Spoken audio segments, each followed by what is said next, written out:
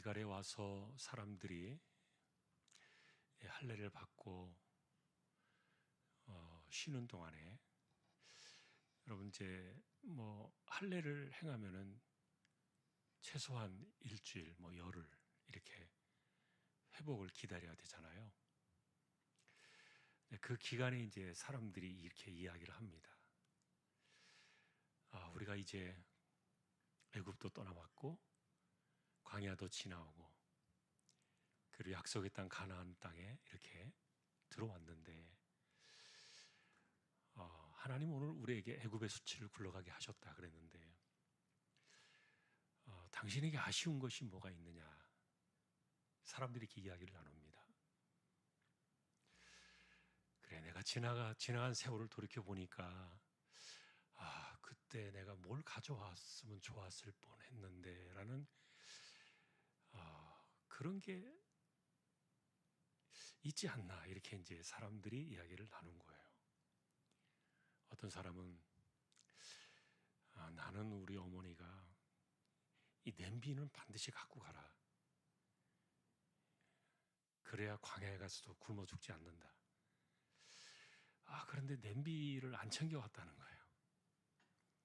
근데 실제로 광야에 와보니까 냄비는 하나도 쓸 필요가 없었고 만나를 주셨으니까요. 그런데 대부분의 의견이 그랬습니다.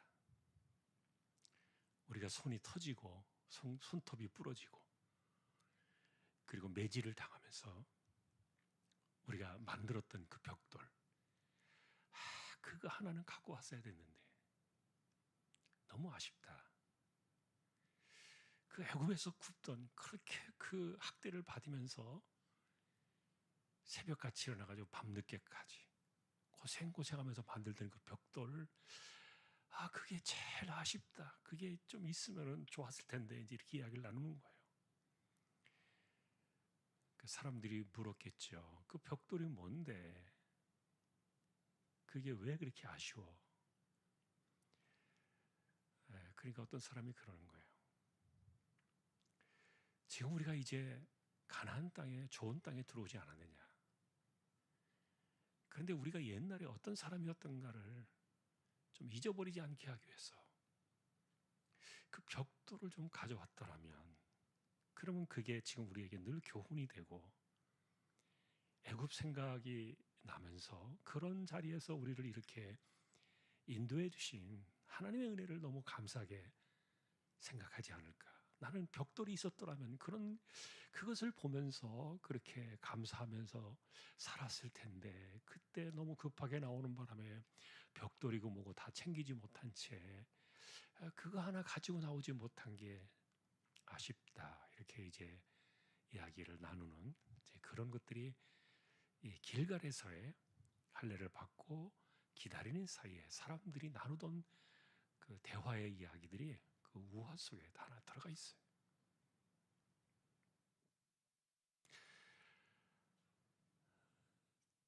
자, 그런데 여러분, 이렇게 이제 한번 반문해 보고 싶어요.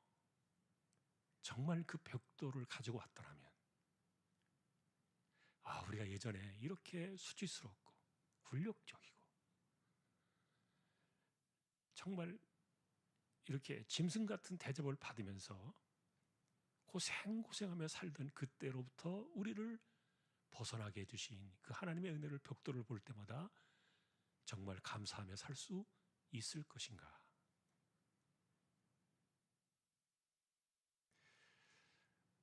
그런 문제에 대해서는 만일에 여러분들이 이렇게 생각해보고 답을 내놓는다면 어떻게 생각하실지 모르겠어요.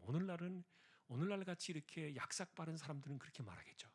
야, 그 벽돌 하나 가지고 왔으면 그 가나안 땅에서 돈이 몇십 배 뻥튀기가 돼가지고 이게 얼마나 귀한 물건이 됐을 텐데 그때 이 벽돌의 가치를 모르고 이거 하나 가져왔으면 부자 됐을 텐데 예를 들어서 그렇게 생각하는 사람들도 있겠죠. 자, 그런데 이런 이야기가요. 가나안 땅에 들어가면서 계속 그런 이야기가 반복되었어요, 이 주제가. 왜냐하면 예를 들어서 요단강을 건널 때도요. 어떻게 했나요?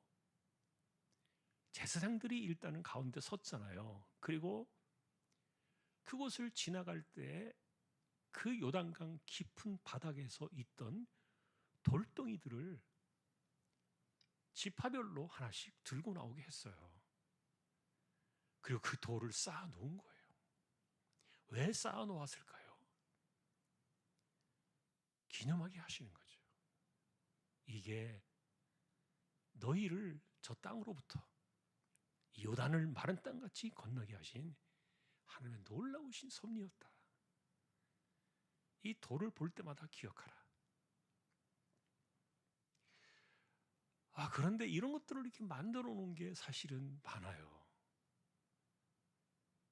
근데 결과적으로 우리가 보면 그것이 과연 우리의 신앙적인 삶에 교훈이 되고 그리고 우리의 삶에 그것이 도전이 되었을까?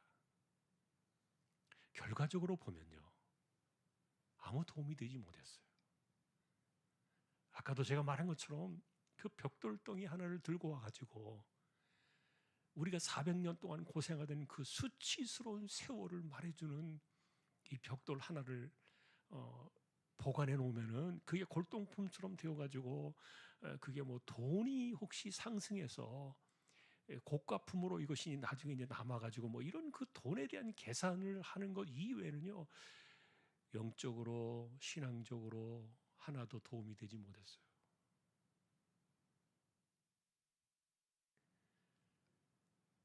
자, 그런데 이제 오늘 우리가 보시는 이 하나님의 관점은 뭐냐 하는 거예요.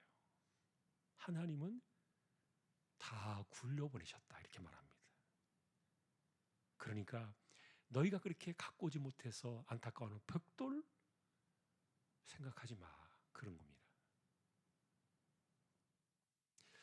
그리고 그때 막 나올 때 정말 급히 나오다 보니까 우리 집안의 갑오 같은 중요한 물건을 놓치고 나왔는데 그게 지금 여전히 아른거려가지고 생각할 때마다 아쉽다 이렇게 생각하는 그런 부분이 있을지라도 제가 이렇게 말씀드린 이유는 6월절 그날 새벽에 도망치듯이 빠져나왔잖아요.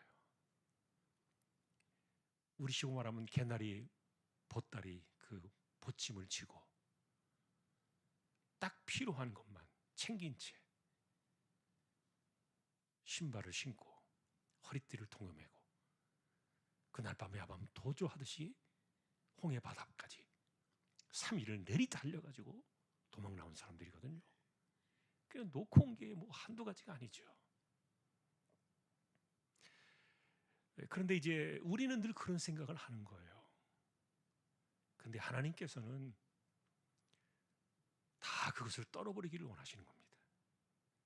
그런데 인간은 좋은 날이 오면은 고생하던 그 시절이 우리에게 추억으로 남고 그것이 우리에게 조금 더 이렇게 좋은 모습으로 승화되어지고 뭐 그런 것들을 기억하는 그것이 인간의 역사지만 그러나 하나님의 역사는 다 버리기를 원하세요.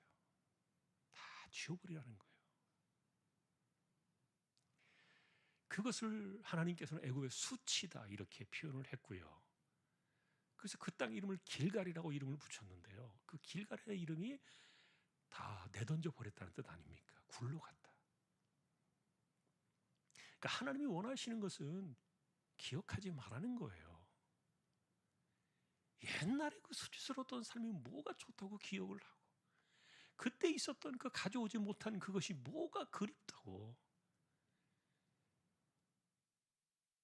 아까도 말했던 것처럼 인간이 생각하고 판단하는 것은 돈에 대한 가치 때문에 그리워하는 것이지 실제로 우리가 세상에서 말하는 그런 것들은 영적으로 하나도 도움이 안 돼요.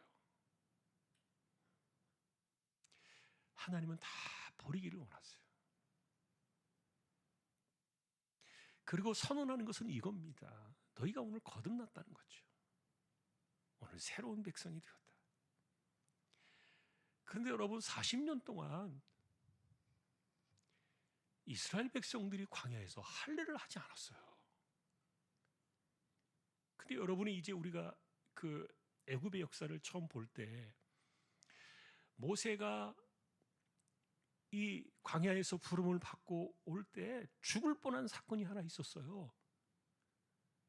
그때 왜 그런지 아십니까? 그 아들들이 할례를 받지 않아 가지고 천사가 나타나서 모세를 죽이려고 했던 사건이 있잖아요. 그래서 급하게 그 아내가 할례를 행하게 되는 이런 일들이 있었는데, 그런데 광야로 나오고 나서요 40년 동안 할례를 하지 않은 거예요. 결국 사실 애굽에서의 삶은 수치스럽고 굴욕적이고 뭐 이런 것이지만, 그러나 그것은 그들이 현실적으로 겪던 이야기들이었고, 하나님과의 관계에서 그들이 찾아볼 수 있었던 그런 그 아쉬움은 뭐냐면은 불순종이에요. 그리고 하나님을 잊어버리고 살았기 때문에 찾아온 그 삶에 대한 굴욕적인 수치였던 거죠. 그걸 다른 말로 말하면 하나님께서 보실 때 내 백성들을 바라볼 때 너무너무 자존심이 상하는 거예요. 왜냐하면 내 백성, 내 이름을 걸고 있는 이 여호와의 백성들이 이게 뭐냐 하는 거죠. 그러니 사실 애굽에서의 수치는 하나님의 자존심을 엄청 상하게 하는, 하나님의 백성들을 통해서 하나님의 영광이 땅에 떨어지는 뭐 이런 사건들이었는데, 그런데 어쨌든 그들이 40년 동안 불순종에서 순종의 삶을 바꾸어야 되는데 이거 바꾸지 못했어요. 유월절 그 구원의 사건을 겪고 나서도 그들은 광야에서 하지 않은 거예요. 그러고 나서 비로소 이제 가나안 땅에 들어오고 나서야 처음으로 할례를 행하는 거예요. 아무도 광야에서 태어난 사람들이 할례를 받지 않았거든요. 결국 하나님의 그 선언은 그겁니다. 거듭났다. 이 거듭난 자의 의식을 가지고 살아라. 그게 애굽의 수치거든요. 저는 이 말씀을 기억하면서 아까도 말했던 것처럼 뭐 우리가 지나온 시간들, 옛날에 어떤 그 아픔들, 이런 것들이 지금 세월이 좋아져서 이렇게 돌이켜보면 아름다웠던 기억들, 추억들로 생각되어질지 모르겠지만, 그러나 사실은 그런 것들이 우리에게 영적으로 크게 도움이 안 된다는 것을 오늘 이 길갈 사건은 보여주고 있어요. 결국 핵심은 그거예요. 우리는요 자꾸 잊어버리며 살아야 돼요. 옛날 것을 잊어버리고 이전의 삶을 잊어버리고, 그리고 우리는 새로운 것을 생각해야 돼요. 새로운 삶을 바라봐야 되고요. 이제는 광야에서 살던 삶으로 살아가는 땅이 아니거든요, 가나안은. 그리고 애굽에서의 살던 삶의 습관으로 살아가는 것이 아니거든요. 새로운 땅에 들어왔으니까 가나안에서 새로운 방식으로 그들은 살아가야 했던 거예요.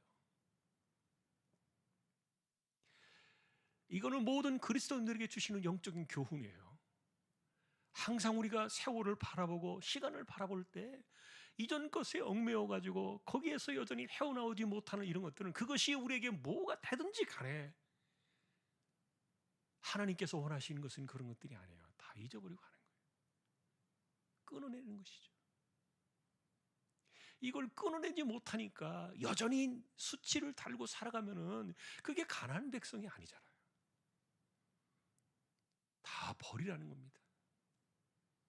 가지고 오지 못한 것도, 애굽에서의 그 수치스러운 세월을 보낸 것도, 그리고 광야에서 불순종의 세월을 보낸 것도, 이제는 그들이 정말 순종을 했잖아요. 처음으로 그들이 그 위험한 순간에도 할례를 했잖아요. 이게 보통 용기가 아니거든요.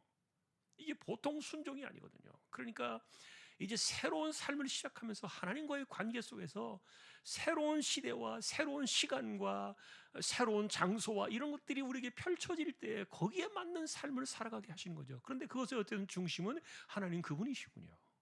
여호와 하나님 그분이시고요. 그 하나님을 중심으로 새로운 삶을 살아요. 어쩌면 이것이 신약 시대에 와서도 새로운 피조물로 살아가는 거듭난 그리스도인의 삶의 방식일 거예요. 바울 역시 같은 이야기를 했으니까요. 내가 누구냐를 기억하는 겁니다. 그러면 지금 내가 어떤 사람인가를 생각하면, 내가 지금 이제 출발하는 이 시간에 이 선상에서 내가 어디에 서 있는가를 생각하면은 하나님과 나와의 관계에서 거기에 맞게 새로운 출발을 하라는 것이죠.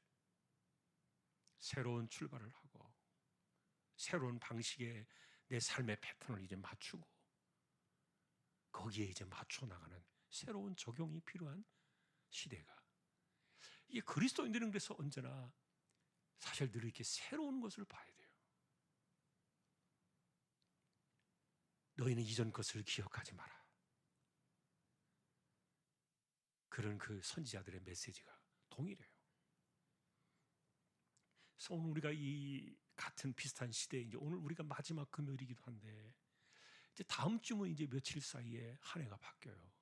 25년도에 첫 번째 금요일이 되는데, 그래서 이제 이 말씀을 보면서 그런 생각이 들어요. 2024년도까지의 예를 들면 우리가 하나님 앞에서 살아왔던 그것이 무엇이든지 간에, 내게 어떤 삶을 주셨든지 간에, 그리고 내 기억에 남는 것이 무엇이든지 간에, 그리고 그것이 나에게 어떤 그 결과나 영향을 가져왔든지 간에 이걸 이제는 다 끊어버리고, 그래 이제 하나님과 함께 새로운 시간을 살아야 되겠구나, 새로운 시대를 열어가야 되겠구나. 이게 길갈의 교훈이에요. 그렇게 하라는 것이죠. 여러분, 25년대 우리가 그렇게 살아야 되지 않겠습니까? 그러니 눈 뜨고 일어나고 자고 이 시간이 어제 그 시간 달력만 다를 뿐이지 어제 그 시간 똑같은데 이렇게 생각하면 안 되고요. 우리의 의식과 이런 생각들, 믿음, 이런 것들이 바뀌어야 돼요. 자, 오늘 한 번 더 우리가 그것을 기억하면서요, 내게는 정말 24년도가 너무너무 힘든 세월이었다. 나한테는 정말 기억하고 싶지 않은 그런 세월이었다.